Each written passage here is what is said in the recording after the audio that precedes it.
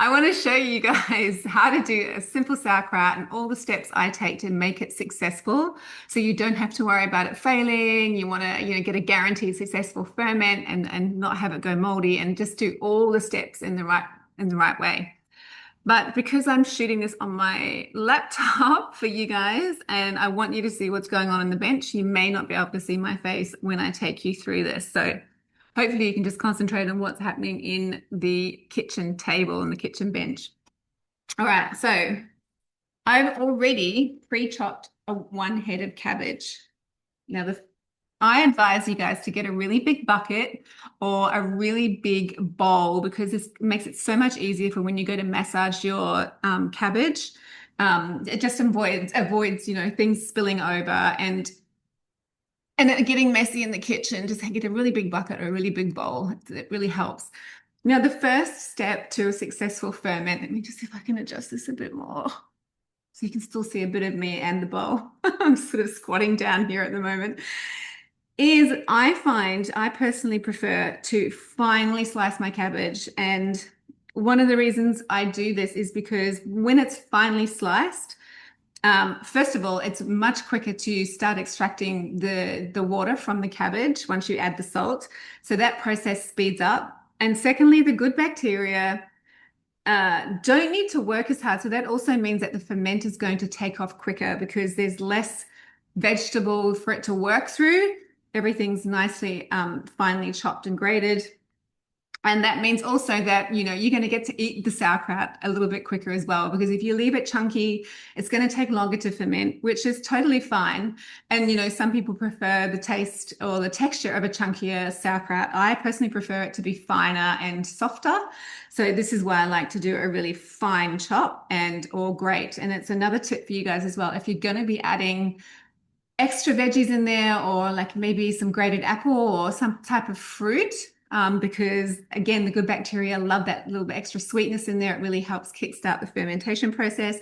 Just finely slice or grate that as well so that they also have a really good opportunity to get going. The good bacteria can really go to work quickly and you'll get at that nice softer texture with your ferment. So now that I've finally chopped up this cabbage, I'm then just going to add about 4 teaspoons of pink salt. Now I use Himalayan salt. That's my favorite.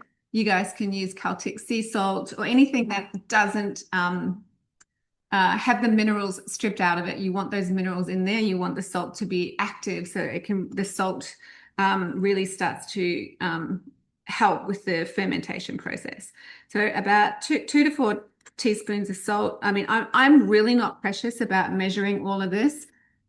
There is a proper ratio to salt to vegetables calculations you can do. So I'm going to pop that in down below as a chart for you guys if you really want to be quite particular about that. I've never been particular about measuring anything in the kitchen. I know this is kind of like goes against the rules, but I like to do a lot of things by eye, and I generally just look and size a cabbage up and go, yeah, about 2 to 4 teaspoons or 2 heaped teaspoons. And to date, touch wood, I haven't had any major issues, but I know that when it comes to fermentation, some people like to get really scientific about it, and that's totally fine. If you really want to get into measuring and weighing, I will put a chart up for you guys as well, because later on in this masterclass, we're also going to just talk about liquid salt brine and dry salt brine and what the difference is as well.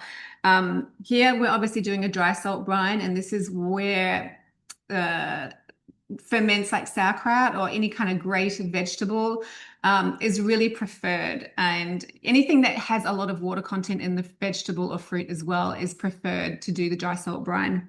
So now that this salt's in here, I'm going to just start giving it a really good massage. This process shouldn't take too long. I do find, however, if I use like a red cabbage, that the red cabbage texture is more firm. It's not as soft as green. So massaging a red cabbage is a bit more tedious, but it is so worth it because the flavor of a red cabbage ferment is divine. Now, the other thing you could do if you didn't want to massage straight away is you can just kind of give it all the salt a toss through, and then let it sit for 10 to 15 minutes and that water will start to extract on its own. I kind of like this massaging process in a way. Obviously, my hands are clean. Make sure you've got clean hands. You want to make sure everything's clean when you're working with your ferments. And then we can, I'm not sure what that was. Might have been, we definitely don't want that in there. So yeah, so one of my things is to recommend to wear gloves, and I didn't bring my gloves today for the filming. So unfortunately, my hands are going in, but they have been cleaned. And I think getting in there and massaging, connecting with the food like this, putting all your love into it, maybe setting a few beautiful intentions for a delicious gut healing experience every time you go to eat one of these babies. It all helps. I really do believe that, you know, food is frequency, food is energy. And for those of you that have been fermenting for a while, you know how potent and how powerful sauerkraut is, or ferments are, for gut health, your immunity, your mood, your digestion, your poop. So you can see how quickly I've managed to squeeze and massage. It's maybe only been a couple of minutes of me babbling away. That you can now see when this is another test that you guys want to do before you start to pack the food into the jar, is grab chunks of it and squeeze. And if you can see all this liquid coming out, you know it's ready to go into the jar. Okay. This is also at the stage where now, if you wanted to, you can start to add like some herbs in there, some garlic. I'm going to add a little bit of green in here, some herbs. If I had a green apple, I'd throw that in too, because that goes so beautifully with this type of ferment. Just really anything you can think of that you love, anything kind of herbs, seeds, cumin seeds, mustard seeds, coriander seeds. So many beautiful things. Dill would be amazing in here. So that's the time to throw them in and just give them a little toss through, and then you're ready to pack into the jar. Just going to rinse my hands.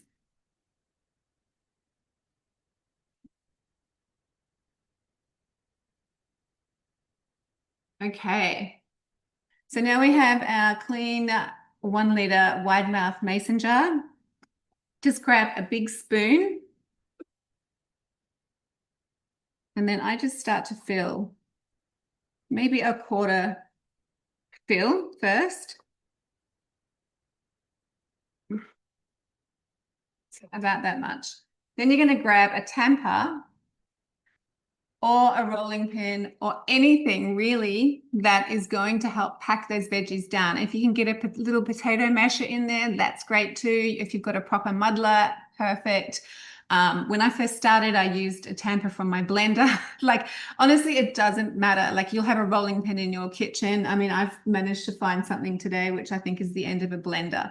So I'm going to use that to just push down really firmly that first fill. Now, the reason I'm doing this is that we're packing down the veggies like this.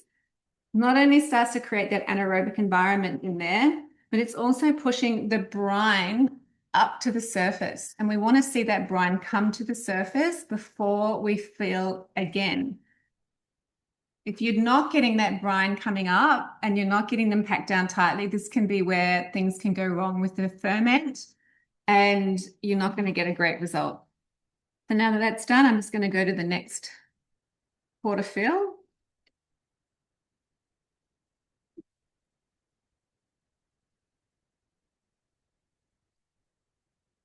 You guys didn't tell me. I forgot to put the herbs in. Okay, so I need to put the herbs in before we keep filling. So I'm just going to pack again down really tightly. And you can see here, you can see that the brine's coming to the top. Already I can see that brine is rising to the top. That's what we want to see before we do the next fill. But before I go any further, I'm going to throw in my herbs.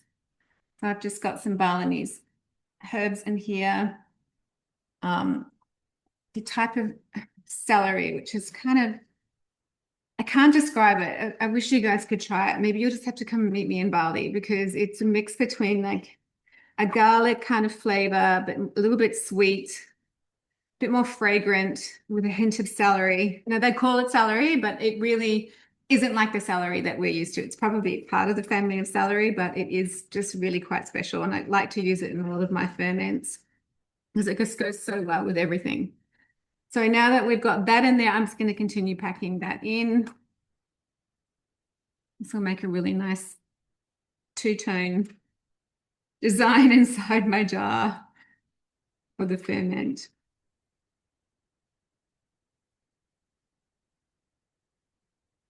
Now, if you're in a cold climate, it's going to take a lot longer to ferment. So what I like to do, if I have something warm I can wrap around it, there's like little blankets that you can get. Like you could even just pop it in if you have like a hot water tank somewhere, you can pop that in there as well to help kickstart that fermentation process. I used to actually pop them inside my dehydrator. I used to put the temperature on really low, like at about 40 degrees and Fahrenheit, and that would just help kickstart that fermentation process so that I wasn't waiting for ages to get my ferment to get going in the cold. But because I'm in Bali, these generally only take 3 to 7 days. I can keep fermenting for longer. Again, this is your preference. Like if you prefer the flavor profile for a longer ferment, then go for it. But I actually quite like mine after about 7 days. That's the beauty about this fermentation process is that once, you know, you've done the 7 days and you've tasted it and you want to keep going, you just keep, like, leave it on the bench. We're going to, I'm just going to show you how to check if you need to check your ferments halfway through. You know, if you've got the 7 days done and you want to do a taste test, I'm going to quickly show you how to do that in a minute. So now that that's packed down, we've left about 2 inches from there to the top of the jar. And so filling to the shoulder of the jar is a really good idea because once the glass weight goes in, you'll see that the brine will also rise again to the top a little bit. So we're losing a bit of headroom. And it's also a good idea just to leave a bit more headroom because the bacteria grows as it starts to ferment. And this is where you'll get that this whole jar will start to fill up as it starts to become really active. And that's when you can get that spilling over and bubbling. So if you leave a little bit more headroom at the top, then you hopefully will avoid that. But, you know, it's no biggie if it happens. But anyway, shoulder of the jar, you can see that the brine is at the top, which is what we want. And then we're just going to add in the glass weight. Just going to pop that in like so. And then once it's in, push it down with a bit of pressure. And you can see that most of the veggies are submerged under this brine. It doesn't matter if you get a few floaties like that. It's totally okay. You just want to make sure that you can see it, that the majority of these veggies are under the brine. And I can see there's about 1 inch of brine. It's about, you can see this here, it's about 1 inch of brine there. So that's what we want. And then we're just going to pop the lid on. And with the pump, I like to just give this a couple of pumps until I feel pressure building up in the pump and I can't pump any further. That means any remaining oxygen has been extracted and that is ready to create alchemy, create gut-loving goodness. So that will go on a plate, in a bowl, on the bench somewhere to ferment for 3 to 7+ days, however long you want. However, if you want to check, say 7 days and it's done, you can see all the bubbles are starting to come up. You'll start to smell it too. You'll start to smell the changes. You'll start to smell the special ferment smell. So you know that it's doing its job and it's really, it'll start to grow as you'll see, like this will start to fill up. And if it's not doing either of those, it could be a few things, like maybe you've added too much salt, you haven't got enough brine at the top, it's too cold. So yeah, as I said, if you're in a cold climate, you want to kickstart that ferment by popping it somewhere warm just to give it a chance to get going. Or you could have used iodized salt. If you used iodized table salt, then it generally will not work. If you use any kind of tap water that's got chlorine in it to wash the veggies or anything like that can also stop the fermentation process.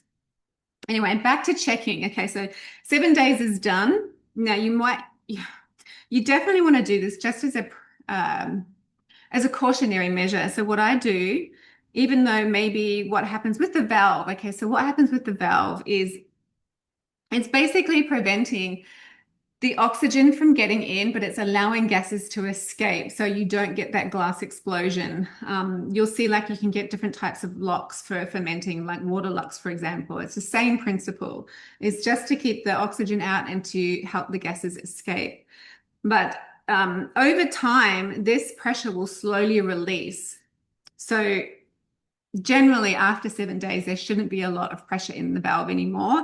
However, just as a precautionary measure, if there is, you won't be able to get the lid off. So what you do is just pop your finger over the side of the valve and just give it a squeeze to the side. And this will release any pressure that's in the jar so that you can get your lid open and then grab a fork and have a little taste test. I try not to pull out the glass weight because you might want to keep fermenting it for a bit longer if you want to. Now, a lot of people are might say, oh, the glass weight's really fiddly. I can't get it out with my fingers. So if you're struggling with that, all you need to do is get a spoon or a fork and just pop it on its side like so and grab it from the side to get it out. And that way you're not, in there fossicking around with your fingers trying to get the thing out, because it can be slippery when you've got vegetables in there that are still in the fermentation stage and we've still got a lot of brine in there. So you've done your check. You want to keep fermenting for a bit longer. It's literally just the same process. Pop the lid on, give it a couple of pumps until the oxygen's extracted, and then you're good to go again. And also don't forget to set the date. If you're one of those people that, have a million things going on all at once and you're like, oh my God, what date did I start this ferment? Don't forget to set the date. But generally I find that, visualization, looking at the amount of bubbles, the amount of, the smell as well, the activity will generally give you a good guide of when it's ready to taste or when you want to pop it in the fridge. Now, when you are ready to pop it in the fridge, you can do it with this jar and with this lid and keep the glass weight in. It's really entirely up to you. What I like to do is I have some extra jars or extra lids, just some plain screw band lids, so that I've got at least the lids and the weight ready to go for the next batch.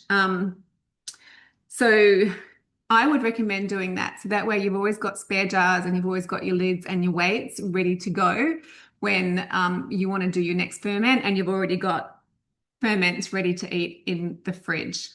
Now, if you guys want any suggestions on what to eat your sauerkraut with, drop me a comment below and I'll give you some suggestions.